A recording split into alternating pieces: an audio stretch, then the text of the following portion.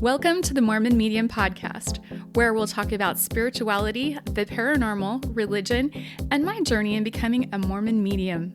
I'm Nannette and Brad. Thanks for listening. Now let's go have some fun. Don't be afraid. Close your eyes. There's a moon overhead, but the sun will rise.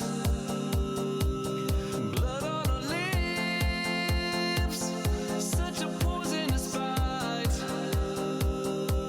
The sound of our hearts go bump, bump, bump in the night. Welcome to the Mormon Medium podcast. Today, we are going to start talking about Brad and I, how we met, a little bit about our story, and about our dating life. We've had a really, what would you say, we've lived 1,000 lifetimes in just the time we've been together. We've been running with our hair on fire ever since we met. Absolutely. Yeah. We very much match each other. So Brad is just as crazy as I am. I don't know that that's an accurate statement. I think you speak for yourself on that one. But thank you. I appreciate that.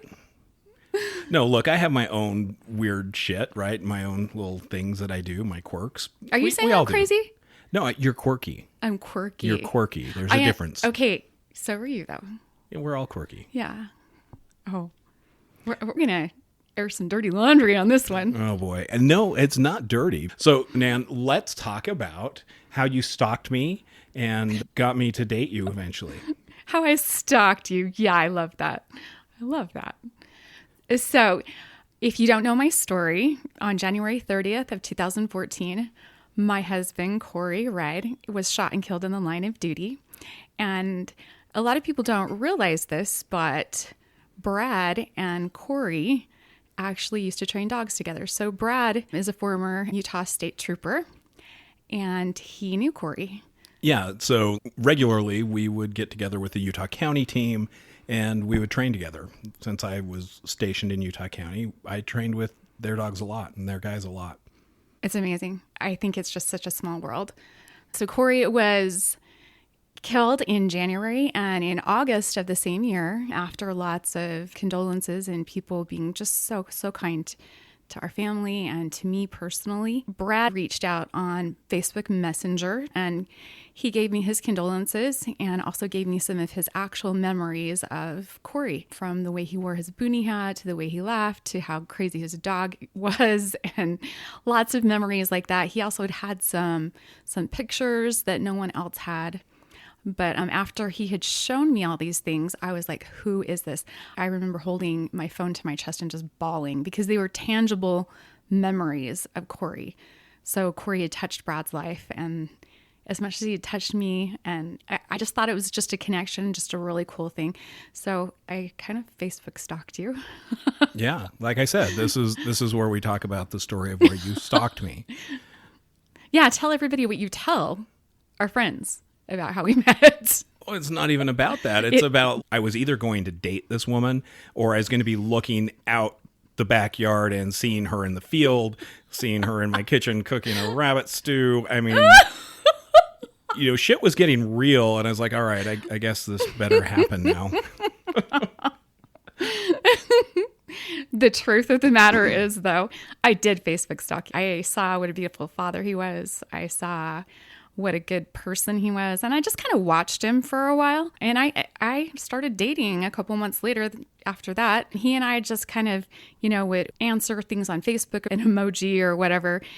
And yeah, like around October of that same year, Brad had posted something. What did it say exactly? It was something to the effect that even Hitler had a girlfriend. Look at you. You're more pathetic than Hitler. And Nan was like, whoa. You don't have a girlfriend? I thought he was gorgeous. So that was my opportunity. I was ready to start dating. And so I messaged him and I said, hey, so what exactly are you looking for in a girl to date? Do you like blondes? Do you like redheads? Do you like brunettes? And so I kind of checked off a few things, and she's like, oh, I know just the person for you. Yeah, I did. And he said, who? Yeah, we didn't talk again. Look, he's Captain Oblivious. I did not want to be presumptuous and go, oh, yeah, she's totally into me and she means her. I legitimately thought, yeah, she's got someone she wants to hook me up with. Captain Oblivious, once again. So yeah, we didn't talk again until the following April. She was butt sore. No, I just moved on. I was like, I have no time for this. So I dated other people. I found out exactly what I wanted in someone. Top of my list was they had to become my best friend and be a safe place for me, because I felt like the day Corey was killed, I lost my safe. So I needed that. The second thing down was I needed to laugh. I needed to laugh desperately. And I wanted someone that could stand in their own power next to me and not have to borrow my power, because I was just figuring out who I was. I didn't need someone to steal that away from me. So I was learning by dating, and I'd never really dated before, and dating sucked. I'm not going to lie. You know, dating is interesting, right? And all I can say is that for those of you who are still dating, I'm sorry. It's tough, but it's so much fun because you get to meet a lot of new people. And I was really fortunate because I had some great dates with you, Nan. Oh my gosh, we did. We had magical dates. Our very first date was 2 days before my birthday. It was April 13th of 2015. As soon as I had gotten rid of one guy that I was dating, we decided that we were not a good match for each other. Brad texted me and he was like, Nannette, Brad, will you go on a date with me? And he came to my house like a gentleman, picked me up, and we went to Thanksgiving Point to the Tulip Festival. And it was magical. It was beautiful. It was a gorgeous day. And I'll never forget every single detail of that day. Yeah, it was great. Nan almost destroyed a Segway because she decided that Segways are made to jump. They are not made to jump. And when you jump with a Segway, they bounce back and forth rapidly. I am not the most coordinated person either. Yeah, there's a saying that Nan will fall off of flip-flops, and it does happen. So needless to say, jumping a Segway for Nan was not a great call. But we scooped her up off the ground and made the best of the rest of the day. It was truly a really fun and memorable day. It was a beautiful day. If you've never been to Thanksgiving Point, I highly, highly recommend the Tulip Festival. And at one point, he took me behind the waterfall. Talk about romantic, right? He took me behind the waterfall, and I thought he wanted to talk to me because it was kind of loud back there. And he goes, hey, come here. And I kind of leaned in, and he kissed me the very first time there. And I was just like stunned and excited and exhilarated all at the same time. Oh, she knew exactly what was happening. No. Oh, yes. No. Come on. It was just You're like full of Hitch. shit. It was like Hitch. Like 90%. She came in 90%. I took the 10%. That's how it is. That's the rules of engagement. Oh, 10%? Yep. No. You were 90. I was 10. Okay, you're telling the story. Just like I stalked you.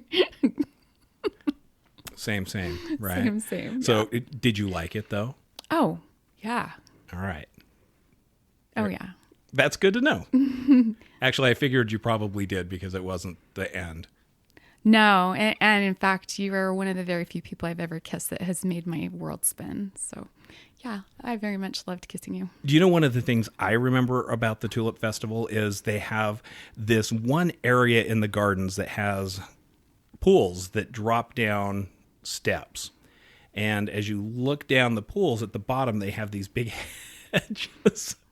And Brad. it looks like a giant penis. Yep. I remember you standing out there and yep. It did, right? Yep. Some gardener had a great time creating that. It can be said that I learned how immature you were on our first date, and I still stayed with you. Exactly. You knew you had no excuses. You had every opportunity to be like, okay, this guy, he's getting older, but he's not growing up. But remember that second requirement, I had to laugh. And oh my gosh, every single day you've made me laugh. Thank you. You're welcome. I think a lot of that is just because when things get too serious, I tend to be a screwball and make jokes and make light. You do, but you kind of do that on a daily basis, even when it's not serious. You're pretty much just joking all the time and super immature most of the time. Like that 90% and 10%, I'm the 10%. Look, someone needs to balance you out. That was our first date. We ended up dating for 3 years.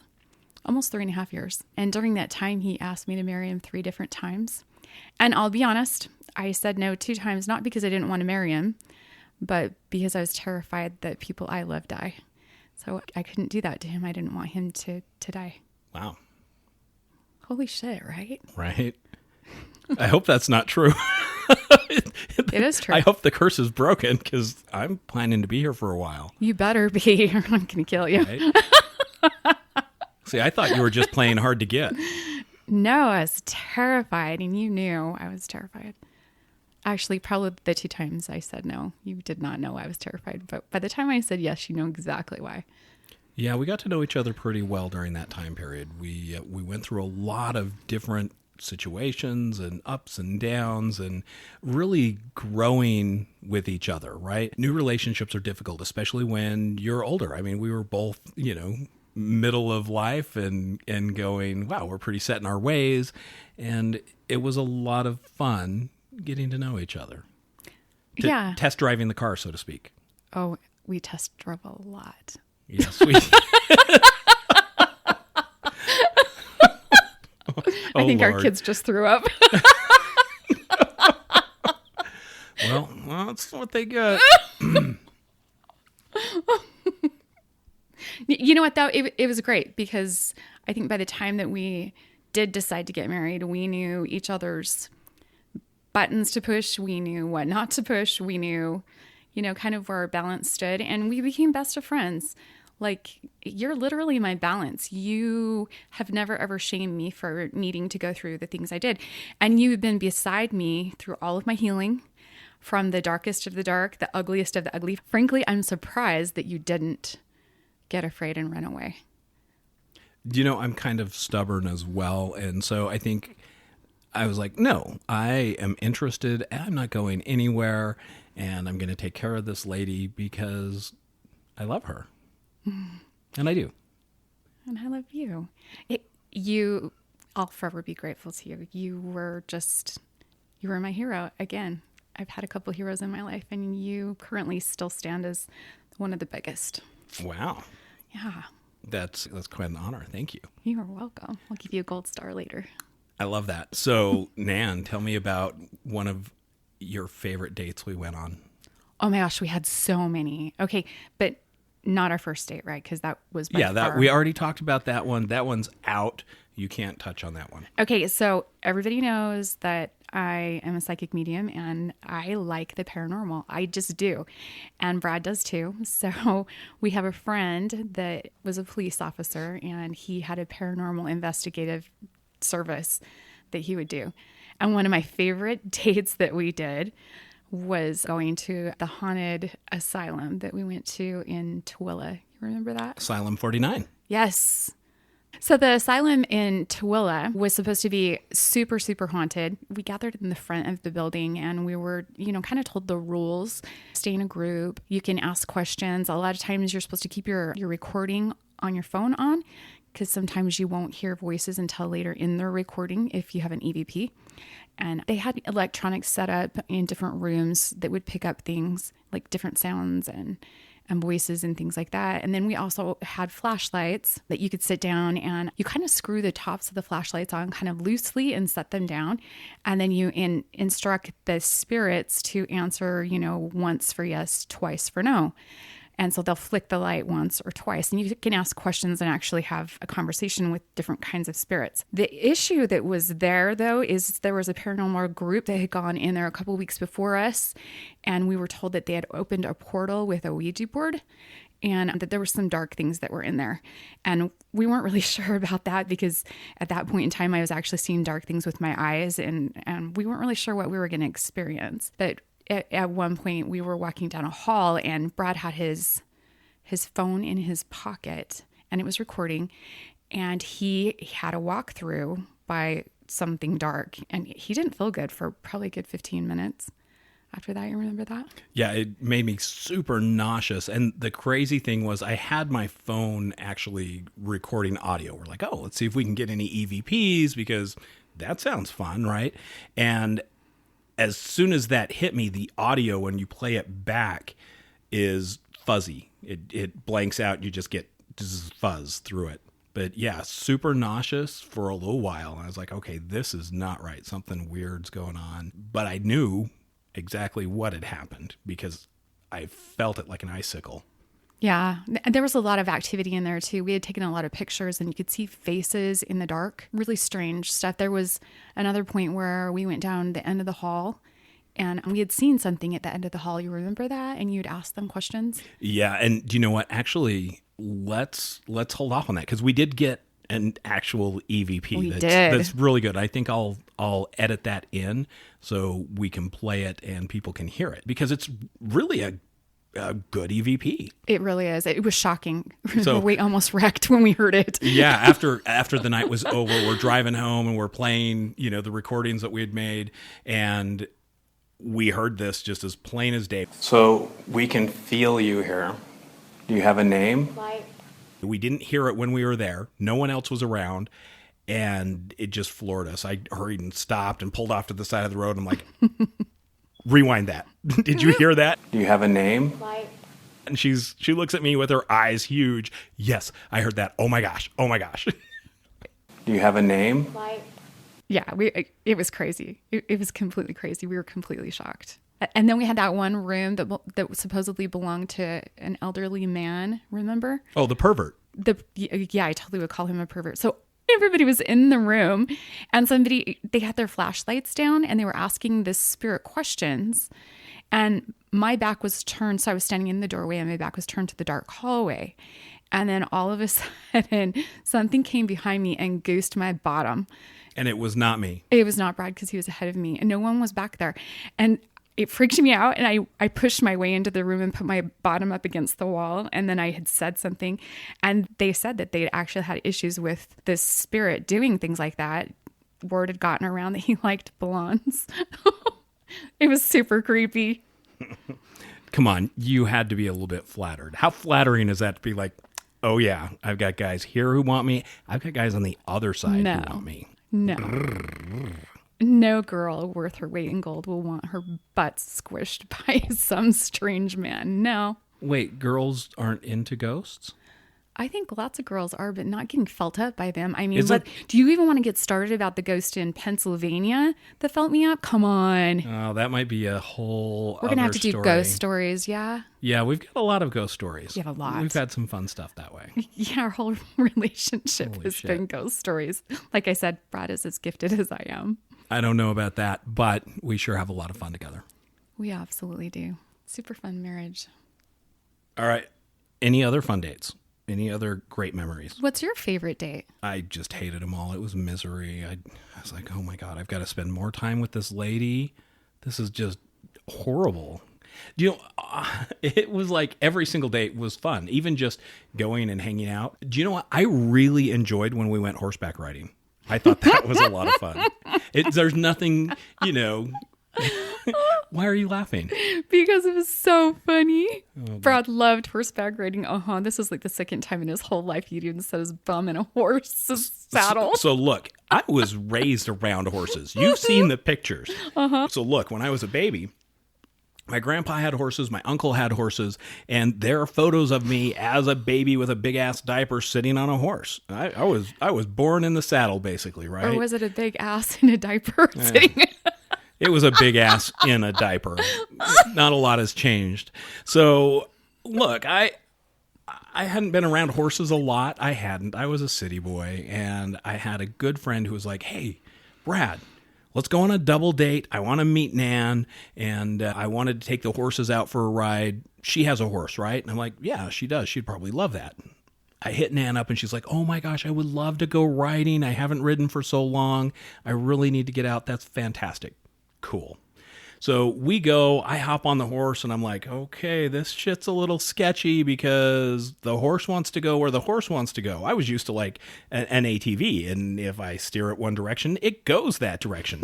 Horses, though, they don't give a shit. They're just going to do what they want to do. And it took a minute, right? Nan hops on, and she's just like this pro rider, and she's like, yeah, here we go. I'm like, all right, my horse is just following everyone else, and that's okay. But I got comfortable, right? You did really well. And you look good. Yeah, and sometimes that's really all that matters, right? Yes. Until Until so my buddy looks at me and he's like, Brad, you look like you're getting really comfortable. Cause I was like to the point where I'd like kick the horse up a little bit and go, all right, let's put it in overdrive and go fast. And the horse would go fast and then I'd slow it down. I was like, okay, I'm figuring out how this works. And so he's like, hey, do you want to run that horse? I was like, yeah, I think I can do that. Let's try it. And he goes, all right. And he takes off on his horse like 1,000 miles an hour. Like it's the Kentucky Derby and he's trying to win.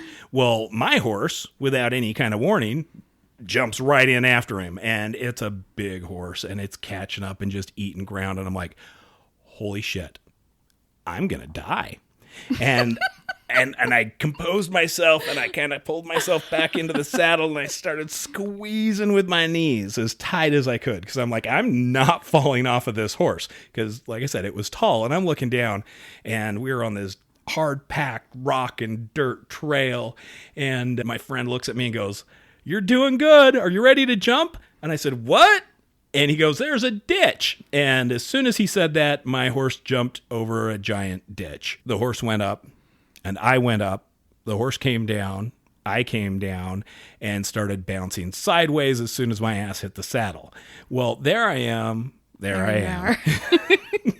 looking down at the ground, going, I'm falling off the horse, going 100 miles an hour. I am going to die unless I can get back on the saddle. It was at that time that I heard that laugh. Across the valley.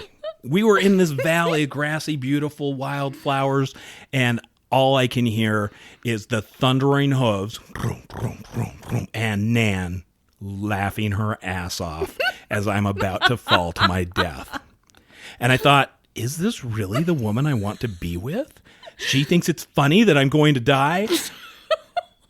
But I pulled myself back up on the horse. I grabbed on that saddle horn and I just cranked myself back up and I'm pulling on the reins. I'm trying to get him to stop, pulling with all my might, and he would not have it. He was just chasing after my friend's horse. He's like, yeah, I'm going to win. He was a very competitive horse, apparently. And finally, my friend helped me get him stopped, and I was like, okay, I'm alive. I took inventory. Nothing was broken. Everything was fine. I hadn't actually fallen off the horse, and I was like, all right, I did really great with that. I didn't die. And Nan is still just laughing. it was awesome. You looked so good. I looked so good, almost falling. So yeah, that was a very memorable date. Yeah. But I did get a kiss. You did get a kiss. Yeah. The other dates that we've had is we've traveled so many wonderful places in the world, and we've been able to scuba dive and see some of the most gorgeous places. I am convinced that just as beautiful as the earth is on the outside, you go underwater and it's just as gorgeous. Under the sea. Under the sea. Under the sea. I believe there's a ghost we sing that to on a date. No, it wasn't Under the Sea. Oh, it was the Little Mermaid song. Yeah. Who's it's and what's it's galore. I You got want thingamabobs, thingamabobs? I got 20. but who cares? Exactly. So that was an interesting date also. So there is a restaurant in Santa Quin, Utah that is supposedly haunted and has a lot of paranormal activity. It's called the Family Tree, and you walk in and you're like, all right, this is one of these little hometown cafes. They've got like all kinds of photos on the walls, black and white photos of family members and just old pictures so you can, literally stepping into the past. So we go there with the same ghost adventure group or investigations group, and we're like, all right, let's just kind of go and do our own thing. And everyone just kind of split up and went to their own little areas. And Nan and I walked around after a while, and we sat down at a table, and we were just kind of visiting. And then Nan started asking, hey, is someone there? Because, well, she's a psychic medium and felt that someone was there. Yeah, there was a little girl that was actually there that I could see with my eyes, and you could feel like the chills and the energy just switch. The interesting thing about this date though was our intention was different. We weren't showing up to this one to get scared.